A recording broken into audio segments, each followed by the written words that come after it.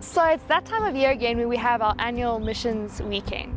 And this year we're going to be doing something a little different for our missions breakfast. In that we're going to be looking at the role of the local church in home missions and how are we impacting our community from our church and with the resources we have. We're going to be looking at some of the things that we are already doing and how we can do them better, but we really need to have the church's input and support on how we can really fulfill God's mission for the local church better.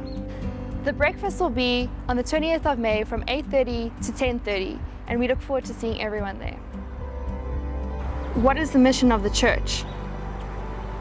Of all the means God could have used, why did He choose to use people and not angels or any other way to continue His mission on earth?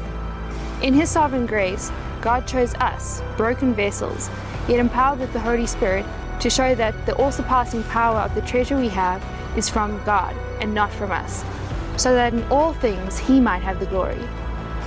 The mission of God's church is so much more than sitting in pews and singing songs.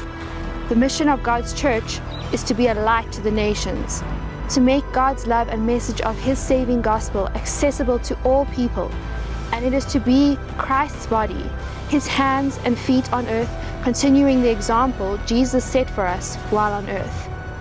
He says, just as He is, so also are we in this world. Jesus Himself says, just as the Father sent Him into the world, so He has sent us into the world. God is already moving, working, creating and transforming within our country, community, our workplace, our lives. He goes ahead of us and is already at work long before we enter any situation. And He is calling every one of His people everywhere to be a part of His worldwide mission for the redemption of all people everywhere.